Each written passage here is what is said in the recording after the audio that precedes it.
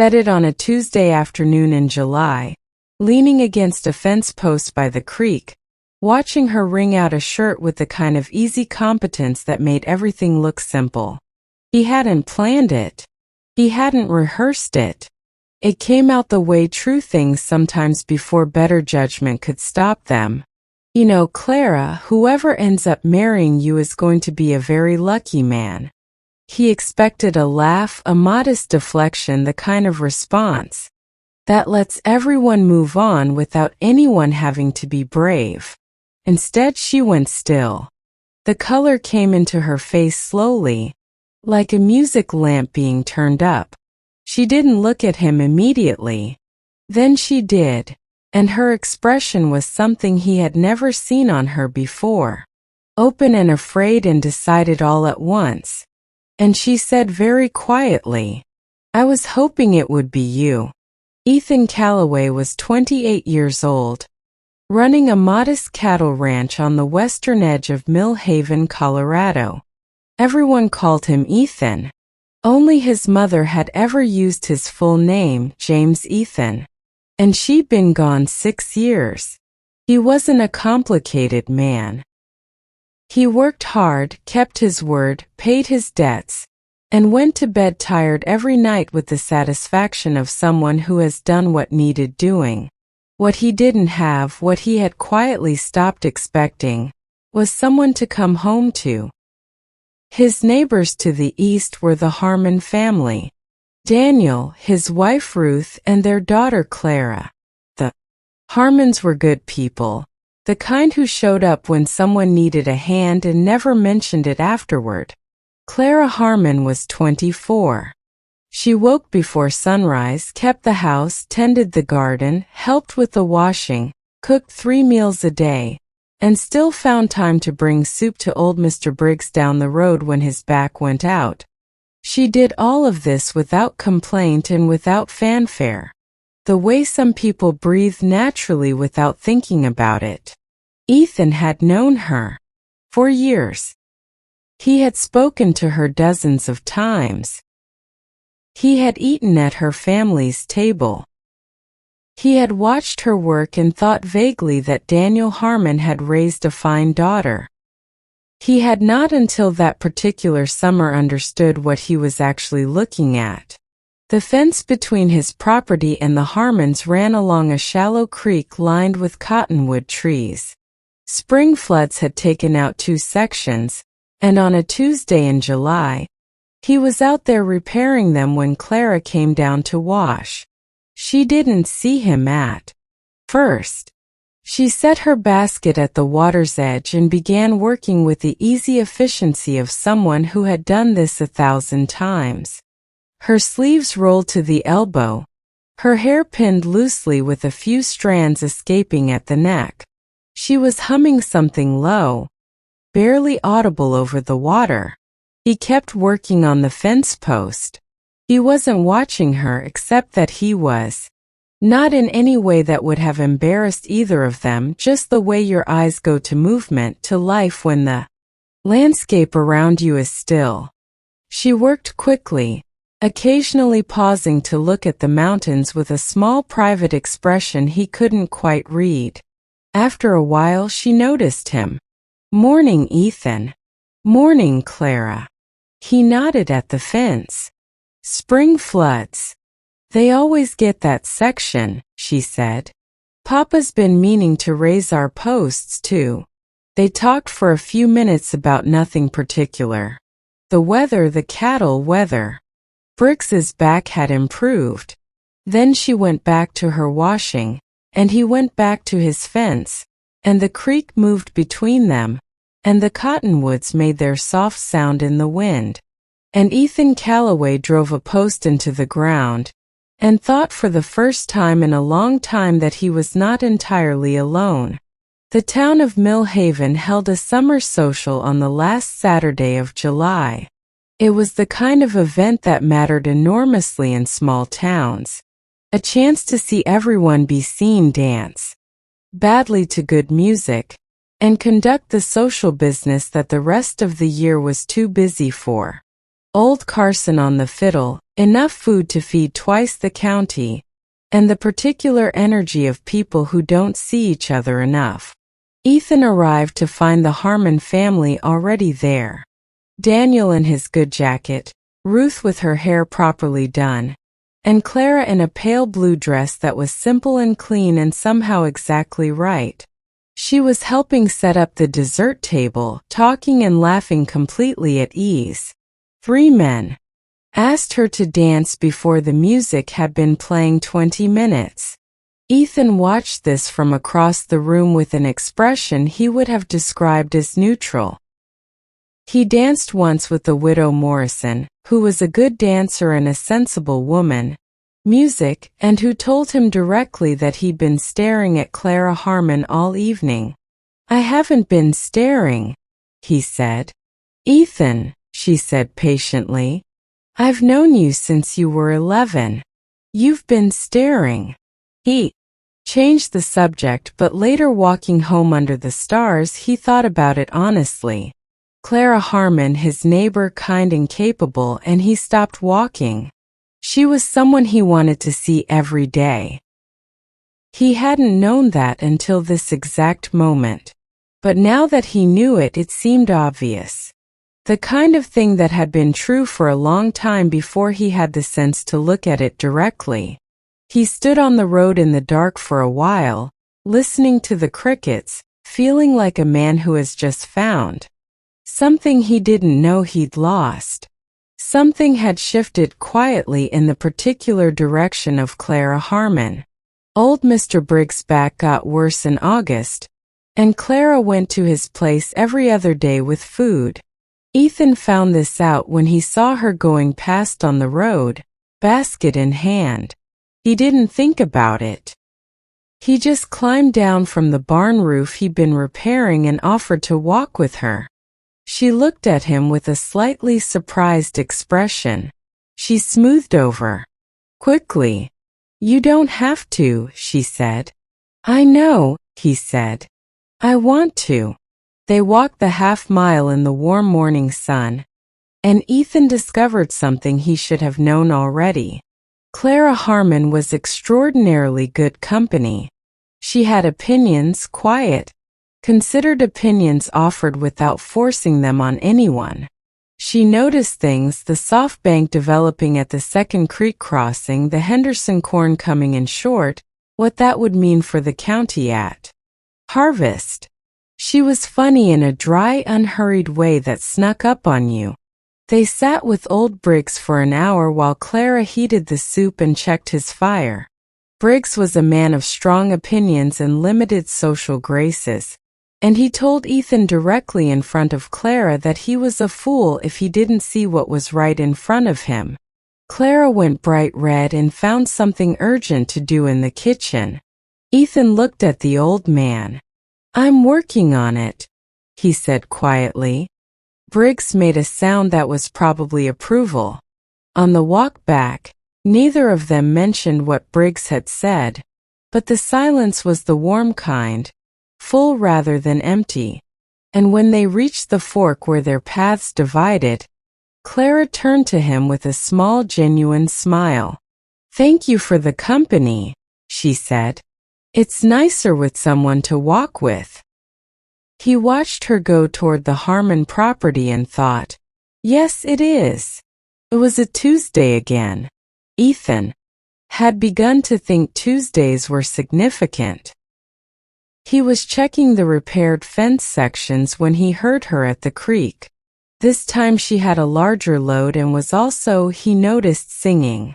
Not performing, just singing low and easy to herself the way birds do, without awareness of an audience. He stood there a moment longer than he should have. The blue sky, the cottonwoods, the sound of water, and Clara Harmon doing ordinary things with a grace she didn't seem to know she had. She noticed him and raised a hand. He walked to the fence. They talked about the weather, the cattle, the Henderson corn. Then a comfortable pause, the kind between people who don't need to fill silence. He was watching her wring out a shirt. Her arms strong, her movements precise, completely unself-conscious, And he was thinking about what Briggs had said and what Mrs. Morrison had said and what he himself had admitted on the road in July.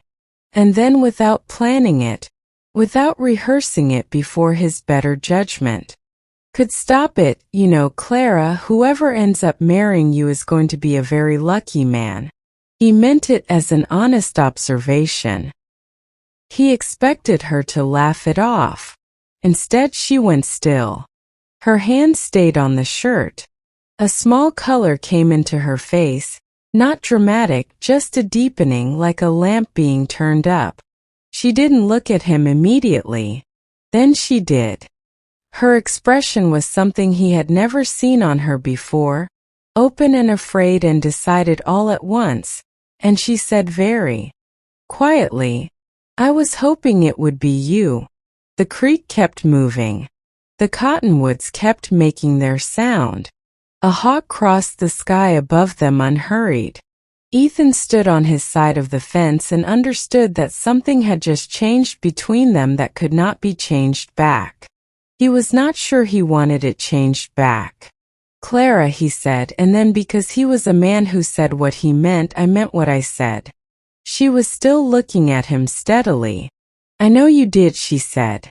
"That's why I said what I said. I've been thinking about you since July." "The social," she said.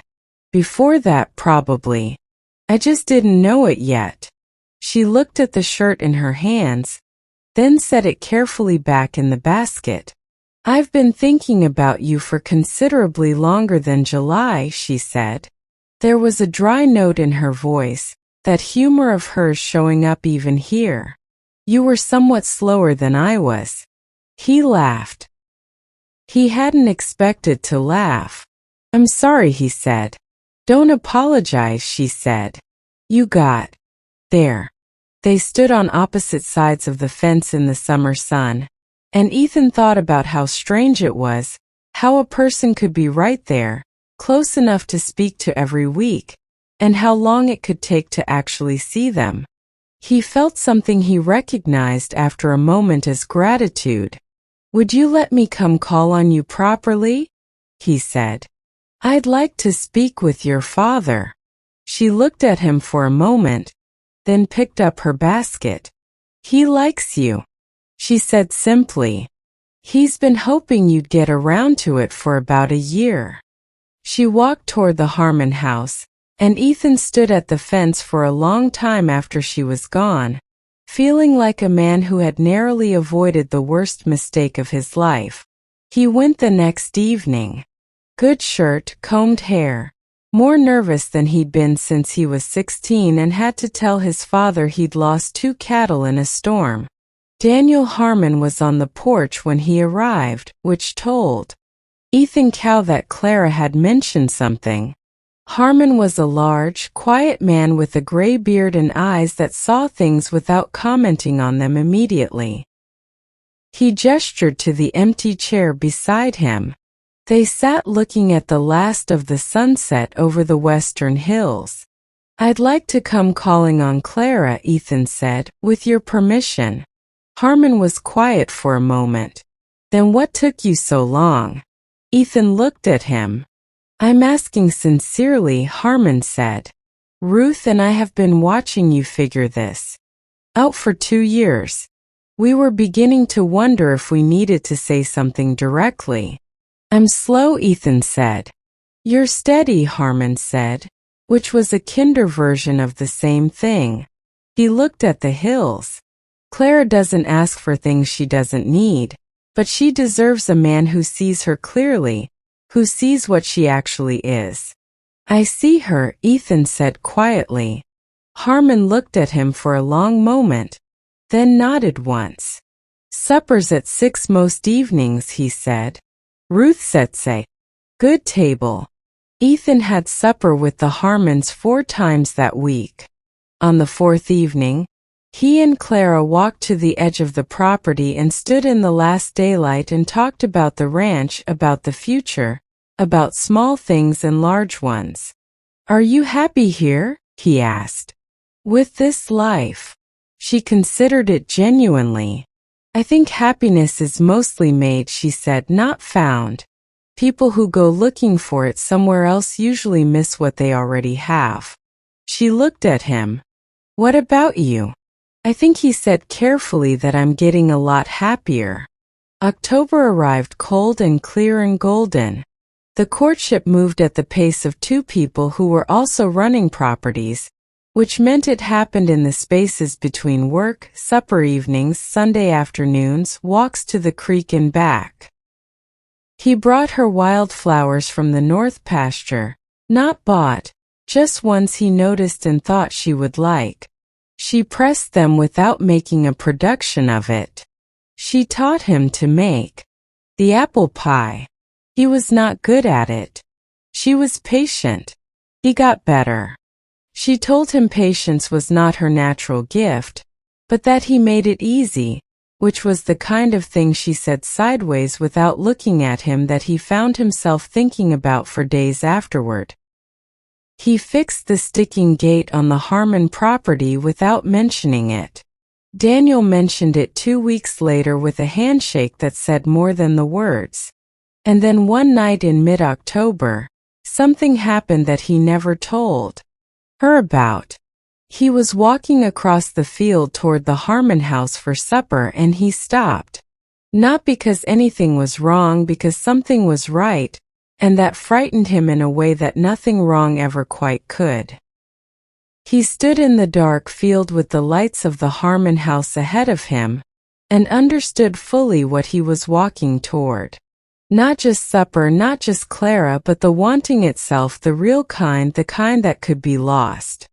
He had stopped wanting things directly a long time ago because wanting directly meant the possibility of losing directly, and he had lost enough to know what that cost. He stood there for 10 minutes.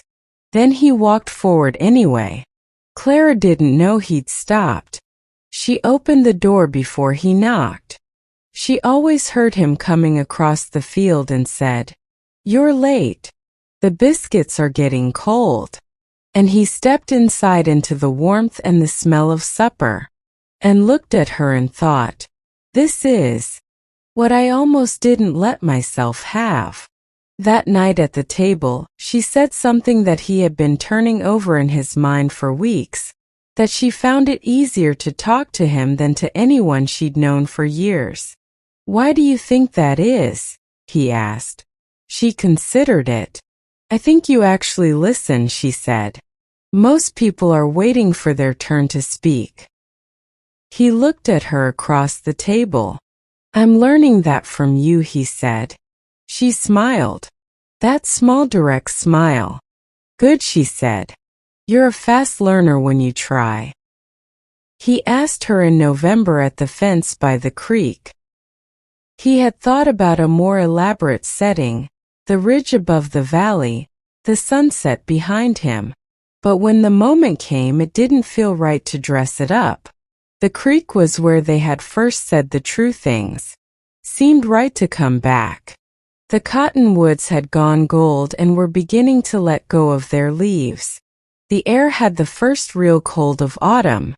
Clara had a shawl around her shoulders. He had the ring in his pocket, his mother's, a simple silver band with a small stone.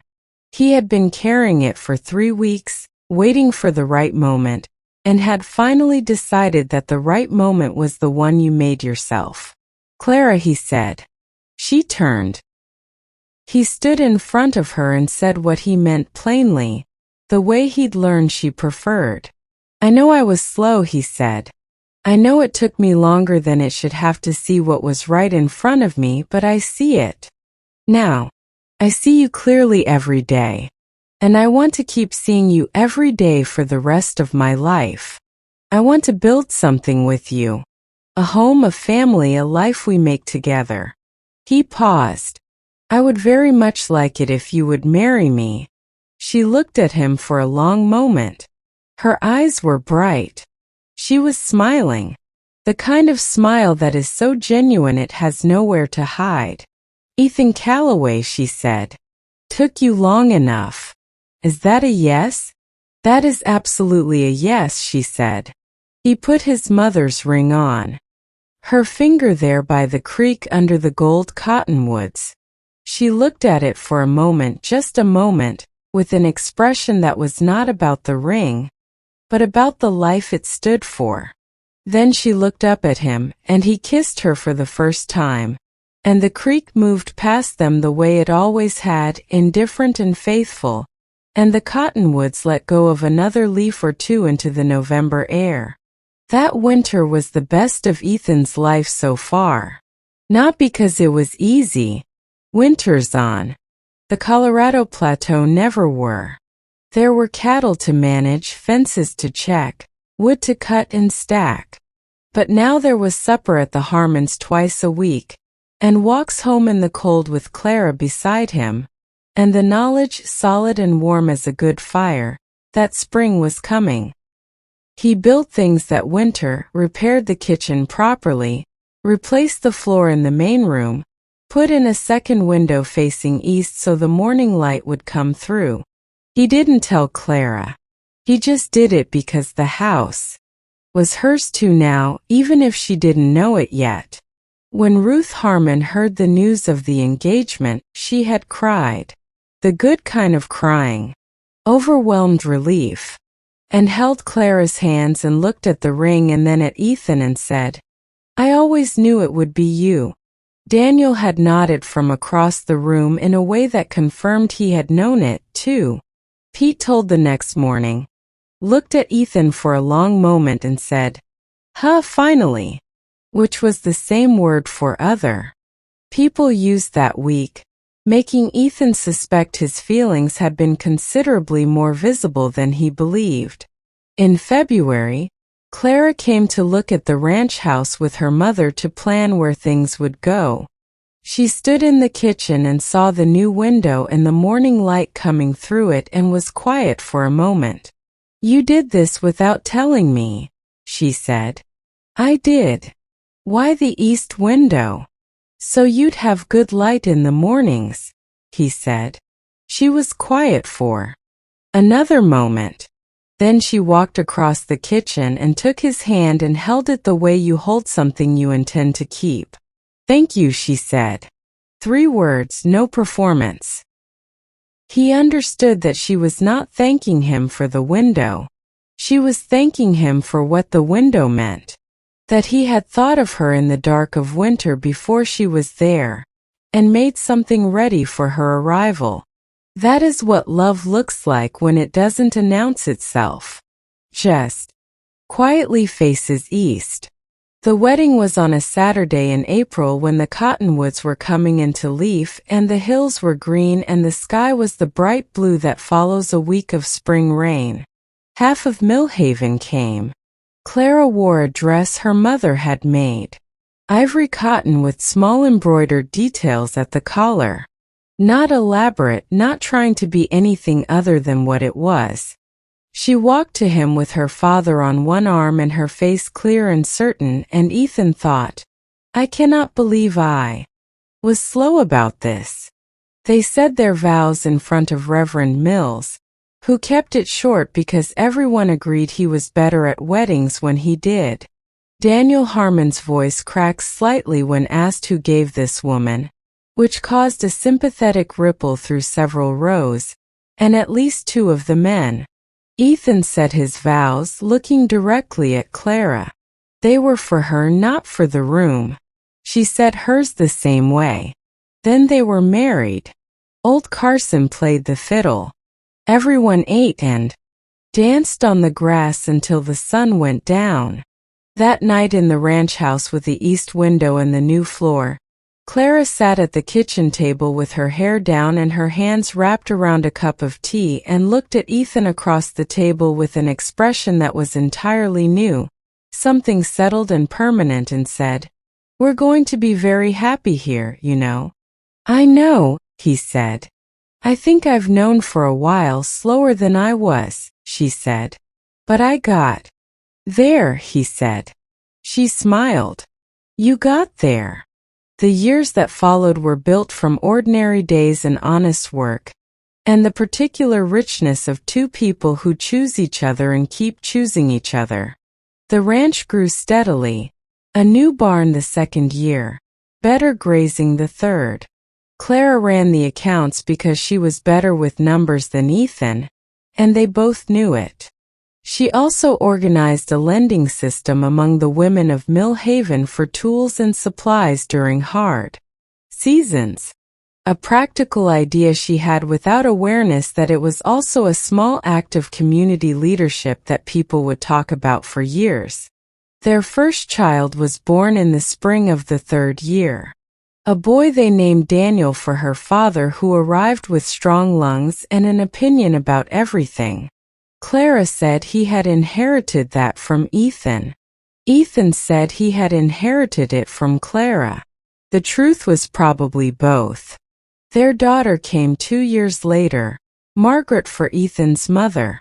She had Clara's eyes and Ethan's stubbornness, a combination that would serve her well for the rest of her life. On a Tuesday evening in the autumn of their 5th year, Ethan was at the fence by the creek. The same fence repaired again after another spring flood, as it always needed to be. When Clara came down with both children, Daniel running ahead, Margaret toddling behind with great determination and limited speed, Clara saw him and raised a hand. He climbed the fence and went to them. Daniel immediately demanded to be put on his shoulders. Margaret, with the absolute severity of a 2-year-old, demanded the same. A negotiation was required. Later, when the children had tired themselves out and were leaning against them in the last of the afternoon light, Clara rested her head against his shoulder and said, "You know what? I've been thinking about what that first summer, the creek, what you said. Whoever marries you will be lucky." He said, "You were right." She said, "She is very lucky."